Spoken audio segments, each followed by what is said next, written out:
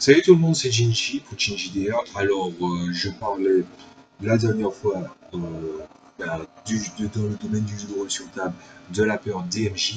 Maintenant, on va parler de la peur des joueurs. Et je dois dire quelque chose. Je vais d'abord aborder un thème sur ce, un thème supplémentaire là-dessus. Et en fait, je voulais parler de ça, vu que je me rends compte que je parle pas assez, que ce soit de ma tablée ou un peu de moi-même. Donc, je vais faire une petite exception. Hein. Bon, après, ça sera plus des exceptions si j'en fais plusieurs par la suite. Hein. Mais en tout cas, je vais le faire. Alors, on m'a toujours dit que j'ai toujours été timide. Sauf que je dis non, je suis pas timide, je suis pas bavard. Et surtout, si j'ai pas quelque chose à dire, je vais pas ouvrir ma bouche pour dire n'importe quoi. Et dire, ouais, non, mais c'est ce que c'est d'être timide. Alors, je vous signale un petit truc. Je viens de la Martinique. Hein. Disons que la perception de pas mal de définitions est souvent remise en cause. Voilà. Ah ouais, mais il critique son propre pays. Je m'en fous. Je m'en fous complètement. Ils n'avaient pas qu'à appeler la cacahuète pistache. Voilà. Cacahuète marron, pistache vert. Voilà. Mais on va déjà attaquer avec la définition de la timidité en soi, parce que ça va être très important sur une bonne partie de mon argumentaire. Et ensuite, on va attaquer les autres peurs. Voilà. Alors, chez l'humain, la timidité dessine une forte réserve, un repli sur soi et voire un sentiment d'insécurité et que certaines personnes expérimentent lorsqu'elles se trouvent au contact de leurs semblables, qu'elles parlent à d'autres personnes ou leur demandent des faveurs. Lorsque la timidité devient une angoisse quotidienne au point de modifier la personnalité de la personne, elle devient ce qu'on appelle une timidité maladive. Je ne correspond pas du tout à ça, et de loin, et de très très loin. Mais du coup, voilà, de toutes les façons, si tu restes tranquille ou que tu n'ouvres pas ta bouche, apparemment ça allait d'être d'une maladie. Hein. Justement, bon, je ne vais pas commencer à balancer des torpilles. Bon, allez, je vais y aller doucement. Je vais y aller doucement, mais je vais le faire quand même. Alors, tout en sachant que je suis dans un pays où, en fait, celui qui a toujours la bouche fermée, bah, c'est celui qu'on trouve qu'il a un problème, tout en sachant aussi que dans ce pays, c'est celui qui gueule le plus qui est celui qui a raison. Je suis en droit de dire, même s'il y a des tas de contestataires de Jean-Étienne, hein, parce que moi je comprends la logique des gens, hein, évidemment, je m'appelle Jean-Jacques, donc euh, on est déjà à un point assez flagrant où la définition de la timidité, je ne sais pas si elle est remise en cause chez vous, dans vos quartiers, dans votre pays, hein, où que ce soit. Hein. Et du coup, je me dis, mais si on parlait de la timidité dans le jeu de rôle, alors je vous explique. Vous avez tous été témoins de ça, euh, peut-être, en ce qui concerne le jeu de rôle, ceux qui ont déjà été témoins de ça. Il y a quelqu'un qui vous dit, quand j'étais au lycée, je me suis mis au jeu de rôle et puis soudainement, je me suis émancipé, j'étais moins timide, j'ai commencé à parler aux gens. Je ne remettais pas ça en cause, c'est leur histoire et je pense que c'est vrai. Le truc, c'est que, en fait, je suis témoin d'un truc, ou du moins j'ai été témoin d'un truc. La timidité peut s'amplifier aussi grâce au jeu de rôle. C'est-à-dire que la personne préfère rester dans sa zone de confort, c'est-à-dire ne pas prendre de risques, ne pas tenter de froisser, aller dans le sens des autres parce que c'est plus facile, ou ce genre de choses. La timidité peut s'amplifier avec le jeu de rôle. Je tenais quand même un petit peu à le dire. Voilà. Mais c'est plutôt dans l'autre sens que ça va. Quand même. Et donc, du coup, euh, pour être, pour être tout à fait transparent là-dessus, je ne suis pas, je me considère pas, ou je me considère plus comme un joueur de jeu de rôle. Enfin, joueur en tant que statut joueur, pas que je joue plus au jeu de rôle. Voilà. Je me sens plus MJ. Plus je joue en tant que joueur, plus je me dis je devrais être MJ. Voilà. C'est à ce point-là. Et donc, du coup, je suis pas le plus à même à discuter de ça. Et je tiens à ce que vous le sachiez, pour qu'au moment où vous commenciez à avoir une réflexion là-dessus, vous devez prendre ça dans un cas hypothétique ou juste par les observations que j'en ai faites. Les observations, c'est de l'expérience. L'expérience de quelqu'un n'est jamais source de vérité absolue. Sachez-le. Maintenant, on va commencer. Alors, la timidité dans le jeu de rôle, je pense qu'elle peut avoir pas mal de problèmes. Comme je l'ai dit, c'est le fait de ne pas discuter, ne pas parler, ne pas interagir avec les joueurs.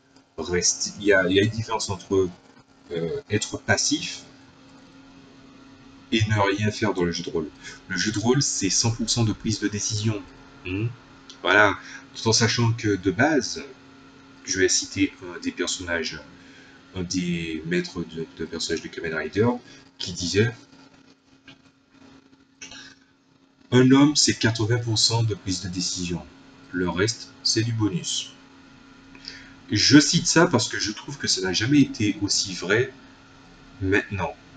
Si quelqu'un est timide en vrai, ben dans le jeu de rôle, comme j'ai dit, ça peut s'amplifier. Et l'inaction dans le jeu de rôle, ça peut être chiant. Quand vous avez un joueur à la table et que finalement il est à la table et finalement il attend et il n'agit pas trop, c'est chiant. C'est très chiant. D'ailleurs, je pense que c'est pour ça que je suis assez content que, genre, je cite souvent le groupe d'aventure, ou Donjons et Jambon, ou d'autres, hein, vous les connaissez mieux que moi, font des vidéos live ou font des vidéos en let's play parce que. D'ailleurs, je crois que j'ai un nouvel abonné qui tient une chaîne sur Warhammer. Hein. Je compte peut-être lui faire de la pub à la fin. Et donc, du coup, je me dis, heureusement qu'il y a ça, parce que si on est en physique, si on est en personne, et qu'on est là pour voir comment ça se passe, je pense, hein, je dis bien je pense, que si la personne n'est pas joueuse, joueur, j'ai dit joueuse par réflexe, vous allez comprendre pourquoi après, ça va lui faire chier. Et je vais m'expliquer. Ça, c'est un espèce de cliché, mais qui commence à se répandre, parce que bon, euh, on va dire que la parité commence à se creuser dans le jeu de rôle. Hein. Il y a de plus en plus de femmes qui se mettent au jeu de rôle. Heureusement, hein. Des femmes. Voilà. Du coup, je me dis, s'il y a un truc qui revient souvent, c'est la fameuse expérience. J'ai invité ma copine à voir ce que c'est le jeu de rôle. Si elle est seulement spectatrice, elle va se faire chier. Elle va se faire chier, ou des fois pas, bien sûr. Mais la plupart du temps, elle va se faire chier. Pourquoi? Parce que si vous la lancez dans une partie et qu'elle ne va faire que suivre des aventures d'une tablée qui a déjà fait plusieurs parties à l'ordi et qui connaissent les règles par cœur, la personne ne va pas comprendre. D'ailleurs, le truc qui s'est passé, c'est pas vu qu'on parlait de la parité que je respecte vraiment ce principe, un jour, un de mes joueurs est allé chez un de ses potes mais il n'a pas prévenu, et je pense que c'est un problème, il n'a pas prévenu qu'au préalable, il m'a pas prévenu au préalable qu'en fait il était chez un pote quand il faisait la partie de jeu de rôle. Donc du coup, la personne ne pouvait pas s'empêcher de faire des commentaires qui étaient malvenus, qui étaient incompréhensibles, et qui ne pouvaient pas comprendre le second degré quand moi j'en faisais. Et ça m'a énervé. Sache que si tu regardes cette vidéo, si on n'en a pas discuté, ça veut dire que j'ai oublié. Ça veut clairement dire que j'ai oublié. Mais ça m'a fait chier, frère. Ça m'a fait chier. Et j'espère qu'à l'avenir, tu ne referas pas cette même bêtise. Parce que tu m'as fait chier, frère. Et ton pote m'a fait chier aussi. On fait tous chier. J'ai du mal à rester sérieux dans ces cas-là, mais c'est vrai que c'était chiant. Pourquoi? Parce que quelqu'un qui est lancé dans le vif et qui ne comprend rien, c'est comme quelqu'un qui s'invite dans une conversation très sérieuse et très pointue, et que la personne vient, mais non pas pour faire une blague ou dire des conneries, mais pour faire ah ouais, non, mais ça a l'air de. Ouais, et puis après, il commence à lâcher des tas de conneries. Voilà. Je te l'ai dit, hein. Et je te le redirai en face. Donc, ce qui va se passer, c'est que être étranger, beaucoup trop étranger à ça, ben, ça peut risquer de poser des problèmes. Donc, si vous voulez, le meilleur moyen, si pour donner un conseil, le meilleur moyen pour initier quelqu'un au jeu de rôle, c'est pas en lui faisant regarder en lui faisant jouer. Et c'est dit, ouais, mais je veux rester avec toi, nanana. Vous connaissez déjà les propos, les messieurs. Donc, arrêtez, voilà, vous savez déjà. Et si vous regardez ça avec votre copine à côté, euh, faites un clin d'œil gauche pour voir. Ah, je me fous de vos gueules, mais c'est normal, les gars. Parce que, il faut le savoir. Si vous voulez vous mettre au jeu de rôle, les personnes qui sont concernées par ce que je viens de dire, ben, il faut jouer. Parce que être spectateur, vous allez rien comprendre. Si l'univers n'a pas été présenté, si tu as été présenté grossièrement, ça ne mènera à rien si tu comprends pas les règles. Tu vas pas forcément comprendre. Si le MJ fait des jets et que c'est caché, tu vas pas trop comprendre. Ou même s'il a modifié certains trucs et que par exemple vous voyez qu'il y a un truc au niveau des calculs qui cloche, ben c'est peut-être voulu. Voilà. Donc voilà.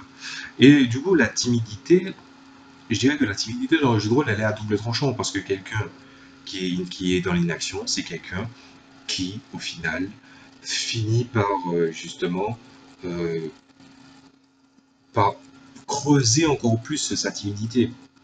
Et même si, et ça il y a aussi un truc que je voulais dire à propos de ça, il faut pas non plus avoir peur comment dire ça, il faut pas avoir peur que quand vous allez vous confronter à une hein, situation donnée, vous ne devez pas avoir peur de prendre la mauvaise décision. Et quand je dis la mauvaise décision, c'est pas que vous allez la prendre, mais que vous prenez une décision et vous n'êtes pas sûr de son résultat. Et c'est très important. Je vais donner un exemple. Hein. Euh,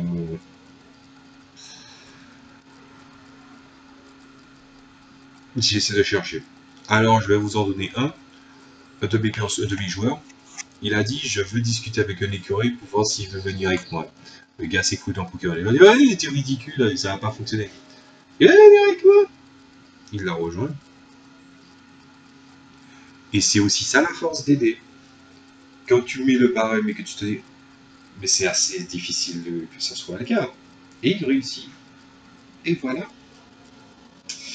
Donc, bien sûr, une des choses, encore une fois, que j'avais fait comme remarque pour le minimum d'exigence pour le jeu de rôle, je crois que j'avais parlé de culture générale, de culture fictionnelle.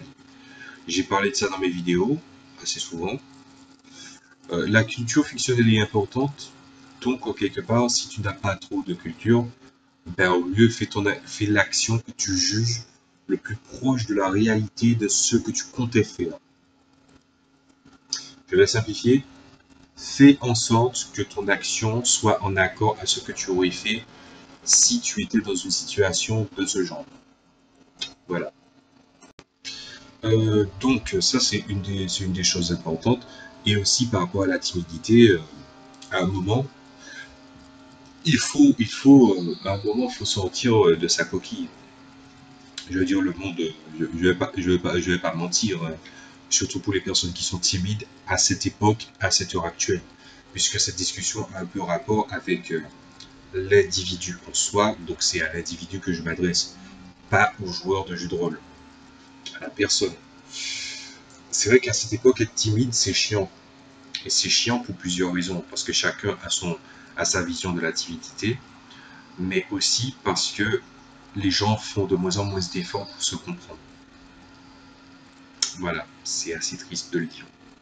Mais en quelque part aussi, le monde de moins en moins se prête, euh, je dirais même conforte, à ce que certaines personnes restent justement dans l'ombre pour que d'autres brillent, mais pas forcément pour des aspects positifs. Et à ce moment-là, au moment où tu dois bien agir, au moment où tu dois te lancer, te jeter à l'eau, euh, une des choses que tu dois te dire quand tu décides de faire quelque chose, c'est suis-je trop, suis-je trop attaché? Est-ce que mon esprit est trop attaché au sentiment de regret? Si oui, raison de plus pour que tu parles encore plus. Parce que c'est dans ce genre de moment dans ce genre de moment où tu dois faire ce que tu ne devrais pas, tu ne penses pas que tu devrais faire, que tu dois agir. Je dirais pas que le but c'est de surprendre les gens, mais plutôt d'aller dans le sens que tu juges digne, peu importe leur avis. Voilà. Et c'est une règle qui est devenue très importante maintenant. Et je dis pas que c'est la logique de la comment dire ça, du contre-pied, ça n'a rien à voir. C'est, en quelque part, tu dois aller, je commence à être très nunuche, mais ça fait partie de ma personnalité, donc j'assume complètement. Il faut écouter ce que te dicte ton cœur et moins ce que te dicte ta conscience. Parce que si tu es vraiment timide et que tu corresponds vraiment à la définition que je viens de te donner, ça veut dire que ton esprit a déjà assimilé cette composante. Et le meilleur moyen de tuer cette composante pour que tu sois libre dans tes choix et que tu puisses prendre le juste choix à l'instant T, c'est de briser ta coquille. Ça m'a pris 3 mois à tout casser pour que je puisse adresser ça à quelqu'un. J'ai voulu, là, je l'ai fait soit de manière brutale, soit de manière trop timide. Là, je trouve que j'ai trouvé le juste milieu. C'est aussi ça, le jeu de rôle, surtout si tu es timide et que tu as peur de te tromper. Parce que tous les joueurs, au-delà de la timidité, d'ailleurs, on va passer à une autre transition, on va parler des joueurs en général, tout le monde a peur de se tromper. Et c'est pas seulement les MJ, comme j'avais dit dans la vidéo précédente, c'est pas les MJ seulement qui ont peur de se tromper sur tel aspect. Il y a les gens qui ont peur de se tromper en faisant certains choix. Et bien sûr qu'il y a des choix qui sont fatals pour les personnages. J'ai un joueur qui voulait quitter la tablée parce qu'à cause de lui, il a perdu non seulement son perso, mais aussi un autre joueur a perdu son personnage parce que il ne voulait pas le laisser seul dans la merde. C'était une belle grosse merde. Du coup, ce qui s'est passé, c'est que, encore une fois, l'autre joueur, il a écouté ce que lui dictait son cœur, il l'a fait, il y est allé pour ne pas avoir de regrets, il a perdu son perso, il était emmerdé, il est clair qu'il était emmerdé. Mais par contre, vous savez qu'est-ce qu'il y a de pire quand vous avez peur de se tromper, que vous tombez dans ce genre d'extrême, c'est-à-dire vous tombez dans ce cas, vous avez soit votre inaction, soit votre action mène aux autres, et que finalement vous avez peur d'échouer, vous ferez beaucoup plus chier aux autres joueurs si vous quittez la table que si vous restez. Parce que si vous quittez la table, ça veut dire que vous étiez là seulement pour lui faire perdre son perso. C'est pas la vérité. Mais c'est ce qu'ils vont penser. Ils vont dire à quoi ça sert que j'ai perdu mon perso si finalement la personne part. Et je dis ça parce que je m'adresse aux joueurs en question. Ça ne mène nulle part. Ça ne mène nulle part. On peut tous se tromper sur quelque chose. Et je dirais que c'est souvent à cause de sentiments de regret que qu'on fait en sorte de on fait en sorte de ne pas perpétrer les mêmes bêtises. Mais après, est-ce que si tu vas t'en vouloir, si ça arrive 2 fois, 3 fois, ben voilà. Ben normalement, à un moment, tu vas forcément t'habituer. Mais il y a un truc qu'il faut comprendre aussi. Il faut faire la différence entre faire ce que tu juges juste et être imprudent au point que ça coûte les personnages aux autres joueurs. Mais j'ai parlé des autres joueurs ou la perte de personnages. Mais voilà, faut avouer qu'il y a plein d'autres choses beaucoup plus minimes qui peuvent être dans la catégorie se tromper. Ensuite, il y a un deuxième aspect. Le joueur qui a peur, ou plutôt qui a peur justement de ne pas savoir faire la différence entre ce que le MJ a dit et ce que la personne derrière a dit. Ce que le joueur a dit, ce que son personnage a dit. C'est subtil, donc je pourrais difficilement apporter une solution.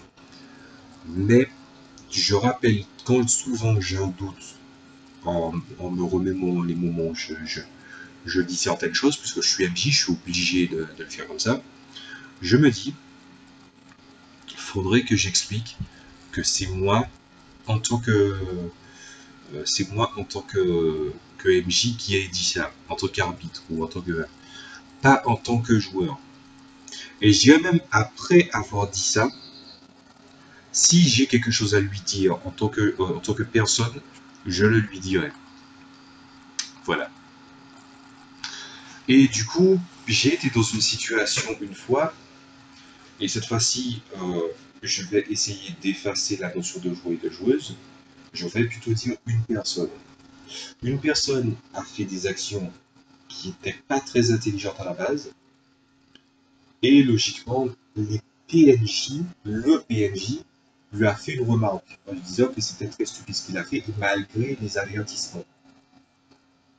La personne a quitté la table en cours de partie, et le truc qui est bizarre, c'est que même si cette personne a dit oui, mais je sais très bien que c'est le personnage qui a dit ça, que c'est pas toi qui est derrière qui a dit ça.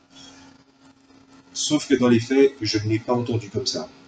Et j'ai quand même remarqué qu'il y a eu une gêne, et cette gêne était posée par quoi? Parce que, encore une fois, je pense que la définition n'était pas encore faite dans sa tête. Voilà. Donc ça arrive bel et bien que des gens en arrivent à là. Et à ce moment-là, en tant que joueur, le moyen de débriefer sur le moment de ce genre d'action, c'est pas en pleine partie. Et là où c'est pardonnable, c'est que la personne dont je vous en parle là, en fait, ben finalement, euh, quand on voit ce qui s'était passé, tout comme ça, c'est que j'aurais dû en débattre en fin de partie. Mais comment je le fais si la personne parle? Voilà, on en est à là. On en est à là. C'était très difficile d'expliquer ça. Et du coup, euh, il faut aussi que vous n'ayez pas peur en quelque part de ça. Et si vous sentez qu'il y a eu amalgame, vous réglez le problème. D'ailleurs, j'ai eu ce problème-là récemment en tant que joueur vis-à-vis de scénario one-shot. Voilà. J'ai eu l'impression quand même qu'il y a une différence entre le propos du joueur et le propos du personnage, et que normalement, si vous interprétez, si vous vraiment, ça c'est un truc, je vais faire un petit parallèle, mais de plus en plus des gens disent qu'ils jouent à un jeu vidéo ou un jeu de rôle, ah, je vais faire ça, c'est RP. Je les imite bien, vous avez vu? Et je me suis entraîné. Et donc du coup, ça m'énerve. Vous savez, ça n'a plus aucun sens dans la bouche des gens. C'est le point de dénaturation. Quand je décide d'agir en RP, je décide d'agir en RP en prolongement de la logique du personnage. Joue un rôle. Des fois, je m'entraîne. Vous voyez, je m'entraîne à narrer, je m'entraîne à parler d'une race, je m'entraîne à, à tout simplement interagir ou d'avoir la personnalité de la personne. J'ai quand même du mal à m'intégrer totalement la mécanique de la personne. Mais ça commence un peu à changer. Mais ça a mis du temps. Et à ce moment-là, je veux mettre ma différence entre le joueur et le personnage. D'où le fait que justement, faut le clarifier. Il faut clairement le clarifier. Mais il faut le clarifier après. Voilà. Ou si c'est pas assez, si c'est beaucoup trop subtil, au pire, vous avez posé la question et vous sentez que la réaction elle bouge pas, vous devez dire ouais, en VRP, oui, est-ce que c'est toi qui dis ça ou est-ce que c'est le personnage qui dit ça? D'où le fait que souvent je dis mon personnage dit ça et puis après je donne la parole. Je sais que ça pète un peu le début de roleplay, mais quand le personnage commence à s'exprimer, au moins on sait que c'est lui, on sait qu'il rentre en profondeur. Voilà. En tout cas pour ceux qui ne dorment pas ou qui sont attentifs. Voilà. Quelle autre peur? La peur de l'échec. Alors là, c'est encore un truc personnel. Euh,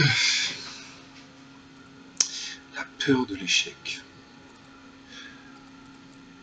Le jeu de rôle, c'est un jeu de probabilité. J'ai parlé des composantes du hasard, de ma notion de fortune. Assimilez ce que je vous ai dit dans cette vidéo, mais aussi apprenez à vous à prendre une distanciation vis-à-vis de cette dernière.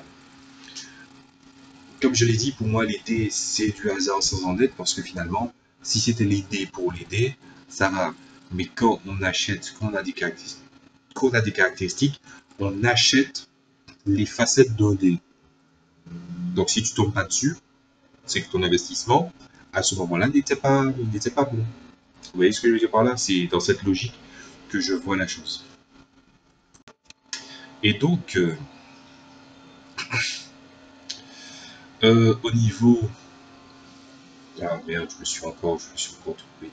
Euh, Au niveau de l'investissement, ouais, c'est ça.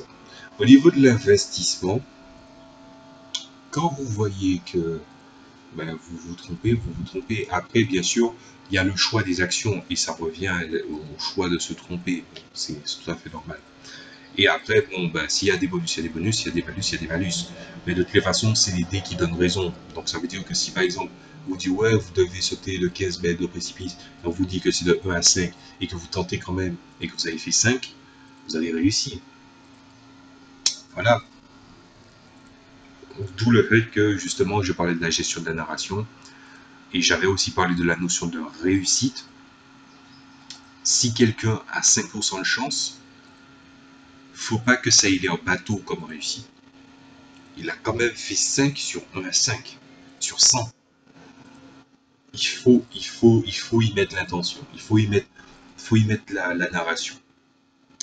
Bref. Ensuite, dans la peur de l'échec, je dirais que de toutes les façons, ça a en quelque sorte un rapport avec la peur aussi d'aller dans la mauvaise direction. Et je vais pas citer le joueur, de toute façon, il va pas forcément se reconnaître. Et s'il se reconnaît, s'il veut avoir une discussion à ce sujet, d'accord.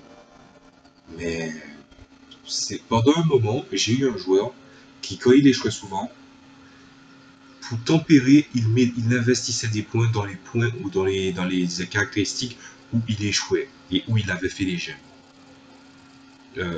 Quand vous pensez à corriger une erreur, vous pensez à corriger une erreur. Mais quand vous donnez une orientation à un personnage, c'est autre chose. Hein. Vous voyez, j'ai encore dit par réflexe alors que je déteste les gens qui font ça, parce que j'assimile trop l'éthique de langage. Voilà. Donc du coup, ce qui va se passer, c'est que finalement, vous allez plus dénaturer votre personnage qu'autre chose. Et dans certains jeux, investir des points au mauvais endroit, ça peut être difficilement rattrapable. Voilà. Je saurais pas trop quoi dire par rapport à la peur de l'échec, parce que j'ai déjà pris des échecs critiques magistraux, mais qui se sont vite corrigés. J'ai déjà fait des échecs critiques qui étaient bien, mais que je trouvais pas transcendants. Vous voyez, c'est pour ça que je vous dis que je n'ai pas. J'ai l'impression que j'ai pas ma place en tant que joueur. J'ai été tout dans. Ah, je suis dans le flou. Hein. Oui, j'ai simulé le flou par le mouvement de mon corps. C'était une danse bizarre. C'est pas grave. Euh, je dirais que s'il faut parler de la peur de l'échec, l'échec veut indiquer. L'échec ne dit pas que vous avez seulement échoué. L'échec vous dit en quoi vous l'avez fait. En tout cas, si c'est vraiment c'est une question de description plus que de lancer de dés, vous saurez où il y a une erreur. Après, si votre personnage y survit ou pas, c'est une autre histoire. Concernant ensuite je dirais les notions de réussite critique ou d'échec critique qui tombent au mauvais moment, j'ai envie de dire, ben, c'est des choses qui arrivent. Voilà. Finalement, la peur des joueurs, je remarque que c'est beaucoup dans la notion des attentes qu'il a vis-à-vis des jets, des actions, ce genre de choses-là. Et d'ailleurs, je dirais que les joueurs, s'il faut avoir, il faut aussi comprendre un truc. Et là, je pense que je pense que c'est avec ça que je vais conclure, puisque finalement, les peurs des joueurs, comme je vous l'ai dit, je le maîtrise assez mal. Et j'ai déjà dit, l'essentiel, de manière maladroite, mais l'essentiel, et le reste... Ah, il y aurait peut-être un autre truc, mais c'est pas grave. Euh, N'ayez pas peur de ne pas être charismatique. Ou plutôt, ne partez pas en quête de chercher un personnage charismatique. Le charisme ou la présence, ce n'est jamais qu'une caractéristique. Mais le véritable charisme, il se fait dans l'interprétation, dans la description et dans l'évocation. Et surtout, de la, pardon, de la réceptivité de son auditoire et des spectateurs. Vous devez pas être charismatique pour être charismatique. Ça ne veut rien dire. Je dirais pas soit on l'a, soit on ne l'a pas, mais c'est pas quelque chose qui se travaille. Qu'est-ce qui mène au charisme? C'est une question profonde, voyez. Et c'est pas à moi d'apporter cette réponse. Ah, c'est clairement pas à moi parce que non, honnêtement, je pourrais pas vous dire. Et j'ai déjà tellement entendu, parce que c'est souvent une question à la con qu'on entend au lycée ou au collège, suis-je charismatique ou pas? Et il y a des oui et il y a des non. Ouais. Et comme c'est à peu près à 50-50 en tout cas pour moi, et que moi je me définis pas comme quelqu'un de charismatique, et des gens disent ouais mais si tu te définis pas en tant que charismatique, est-ce que justement agir en ne pensant pas qu'on l'est et juste en étant soi-même, c'est pas ça le charisme? Ah ben, allez, on va dire que c'est ça. On va dire que c'est ça par défaut. Donc ne cherchez pas à être, ne cherchez pas le charisme. Ensuite, je dirais la peur. Ah, c'est ça que j'allais complètement zapper cette partie. La peur de l'épicness. Je vous explique. J'en ai déjà parlé à un joueur, j'en ai parlé même à plusieurs reprises. Mais ça revient. Et je sais que ouais, l'assimilation, il y a une différence entre dire quelque chose à quelqu'un et que quelqu'un l'ait assimilé. Je ne vais pas réavoir cette conversation-là, parce que je considère qu'au bout de 3 fois, c'est saoulant. Là, c'était la quatrième. Du coup, j'avais envie de vous parler de ça parce que ça concerne tout le monde. Ça concerne toute la tablée, ça concerne vous tous, vous joueurs, vous personnes, vous personnages, vous, vous joueurs, vous personnages, vous qui dans la vie réelle. Hein, voilà, on est dans l'universalité. Je vais vous expliquer un truc sur l'épique. L'épique, ça ne se provoque pas. L'épique, ça vient. L'épique, elle vient de quoi? Elle vient de plein de facteurs. Je n'ai pas l'ingrédient miracle pour dire c'est quoi l'épique. Enfin, comment la simuler. Mais je crois qu'on est encore plus éloigné de l'épique en la simulant plutôt qu'en essayant de continuer quelque chose tel qu'il est, à nu. Plus quelque chose n'est pas naturel, plus finalement on s'en éloigne. Plus on cherche à provoquer quelque chose d'abstrait, plus finalement elle n'est pas si abstraite, donc elle est invalide. La quête de l'épique vient beaucoup pour des joueurs, beaucoup de joueurs. Ah, je veux une aventure grandiose. Ce qui est grandiose dans l'aventure, surtout dans le jeu de rôle, c'est l'univers, c'est la situation, c'est comment vous l'avez résolu, les péripéties, la conclusion, les gens avec qui vous avez vécu les trucs, l'histoire, que je dis, l'histoire collective de la tablée, l'histoire du moment de la tablée, le moment où ça se fige, le moment où finalement tout le monde s'investit à un niveau d'origine acceptable pour pouvoir produire une bonne partie. Mais produire une bonne partie ne produit pas de l'épique. L'épique, il vient de tous les facteurs que j'ai cités précédemment. Voilà. Qu'est-ce qui est épique? Quand vous dites ah ah ah, je vais aller chasser sans orgue dans la montagne verte, loin des vallées d'émeraude, j'ai complètement improvisé. Et puis après, qu'est-ce qui se passe? Oui, vous avez tué sans orgue, vous avez tué les orques en question. Où était l'épique? Quoi, que oui, vous avez esquivé, vous avez fait une réussite critique et vous avez décapité 3 gars en même temps. C'est pas ça l'épique, c'est juste un truc génial qui est arrivé parmi tous les lancers de dés que vous aviez à faire. Éveillez-vous. J'ai envie de dire, réveillez-vous. C'est pas de la pub. Et donc, on en arrive à ce point où vous réfléchissez beaucoup à qu'est-ce que de l'épique. Moi, j'ai vu de l'épique, messieurs. Moi, j'ai vu de l'épique.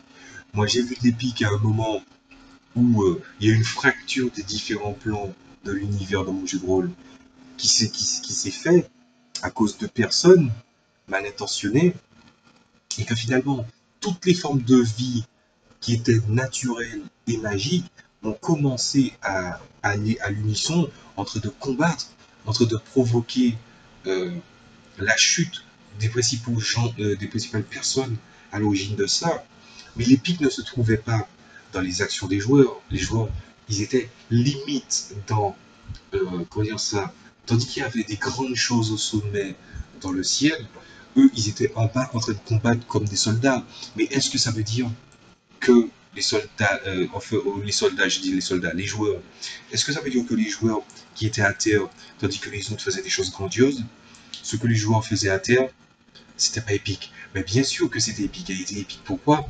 Parce qu'ils ont fait des choses à leur échelle, dans une situation qui était limite désespérée, et au moment aussi où tu te rends compte que au moment où tu es au plus profond du trou, tu vois que c'est même pas toi qui te es jusqu'au sommet, mais que c'est une force que tu ne comprends même pas.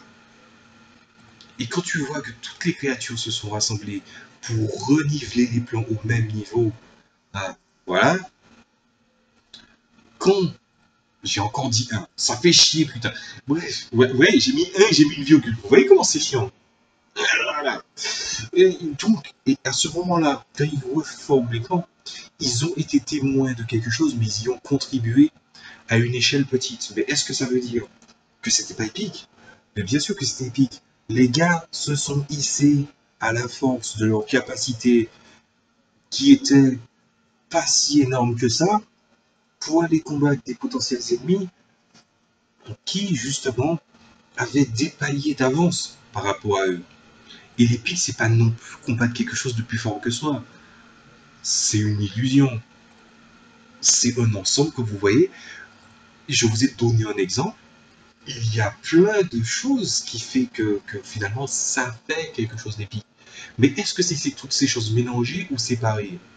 Le mystère reste entier. L'épique, c'est pas quelque chose qui, c'est pas quelque chose qu'on peut provoquer. L'épique, c'est quelque chose qui arrive sous certaines conditions. Et les conditions, on les connaîtra peut-être jamais. Donc arrêtez avec cette quête de l'épique. Arrêtez d'essayer d'être charismatique pour être charismatique. Arrêtez d'avoir peur de l'échec. Hein, ça sert à rien. Si vous avez réussi, si vous avez échoué, vous avez échoué. Sachez que justement, j'avais expliqué ça dans les autres parties, hein, en fait, dans les autres vidéos, que peut-être que vous serez celui qui a échoué, mais de par son échec, vous aurez peut-être la vie sauve, tandis que ceux qui ont réussi euh, vont peut-être être plus en difficulté. Il y a un ratio assez bizarre et un truc qui est encore à découvrir ou plutôt à expliquer dans le jeu de rôle aux débutants, c'est pas parce que vous faisiez une réussite critique que c'est une bonne chose ou un échec critique que c'est une mauvaise chose. Réussite critique, ça veut dire que tu réussis très bien l'action que tu avais dit que tu allais faire. Un échec critique, c'est que tu vas à l'opposé de ce que tu voulais faire. Mais en aucun cas, ça ne raconte, ça ne raconte forcément les choses dans l'angle qui est proposé de base. Un échec critique peut sauver la vie, une réussite critique peut mener à la mort. Voilà. Et ça, c'est arrivé très souvent dans ma table d'ailleurs. Donc, s'il vous plaît, arrêtez avec la quête de l'épique. Jouez, amusez-vous, faites ce que vous voulez. Et émerveillez-vous à la moindre des réussites, au moindre des petits objectifs. Voilà, limite comme les Sims 4. Au début, quoi? Hein, je dois apprendre une technique. D'accord. Maintenant, trois. Ok, on y va. Et vous enchaînez, vous enchaînez, vous enchaînez. L'histoire d'une personne et l'épique dans l'histoire de personnages se trouve non seulement dans ses bons moments, mais surtout dans les mauvais. L'adversité, je vais plutôt conclure avec ça. L'adversité est non seulement le cœur du jeu de rôle, un des cœurs du jeu de rôle, mais c'est aussi un des plus grands vecteurs de quête, pas de quête grandiose, mais de quête de créer une histoire dont vous vous souviendrez tous, euh, parmi tous les autres aspects que vous voulez imposer justement par des critères. Et des critères justement recherchés et que vous ne pouvez pas atteindre. L'adversité est tout le temps présente et c'est elle qui est à l'origine justement euh, des, des choses les plus insaisissables, tandis qu'à force de chercher quelque chose de bien précis, ben finalement, à force de ne pas pouvoir saisir sa pleine importance, vous finissez par vous en éloigner. Voilà, je vais conclure avec ça. C'était Jinji pour Jinji DR. Je ne sais pas si ma vidéo vous a aidé. Si elle vous a aidé, voilà. Si elle vous a pas aidé, ou plutôt que vous vouliez un petit peu plus de détails sur certains aspects, bah déjà, foutez-moi un pouce noir, comme ça, mettez-moi un pouce noir plus le commentaire, comme ça au moins je saurai, ou au pire, ne mettez rien, et mettez un commentaire. Et aussi, si vous voyez que, bon, bah, les propos, vous avez envie de discuter, de faire un débat, pas forcément avec moi, mais aussi avec des gens, partagez-le sur Twitter, il n'y a pas de souci. Je voulais aussi conclure avec le dernier truc par rapport à la peur de l'échec et que justement, j'ai oublié de dire, comme j'ai expliqué, la notion de réussite ou d'échec dépend uniquement de l'action que vous faites et non pas de l'impact que ça va avoir. Donc dans ce cas, ça serait bête pour vous hein, que vous vous mettiez à tricher, alors que justement, ça ne garantit pas de la victoire. Et surtout, est-ce que vous pensez, parce que je vois de plus en plus ça dans le milieu du jeu vidéo, est-ce que vous pensez que vous êtes meilleur que les autres sous prétexte que vous avez réussi à contourner le système? La seule chose qui témoignera de votre tricherie, ce sera votre humilité et votre honte et être en face de vous-même. Et à partir du moment où vous êtes plus en face de vous-même, commencez vraiment à vous poser des questions. Donc, c'était Jinji pour Jinji DR, donc c'était des vidéos assez maladroites, mais c'est normal, hein, dans les deux situations, il y en a un, je suis dedans, mais ça ne m'est pas trop arrivé, et l'autre, je m'en éloigne un peu plus. Je vous souhaite à tous bon appétit, bonne journée, bonne soirée, bon après-midi, bonne baise. Salut.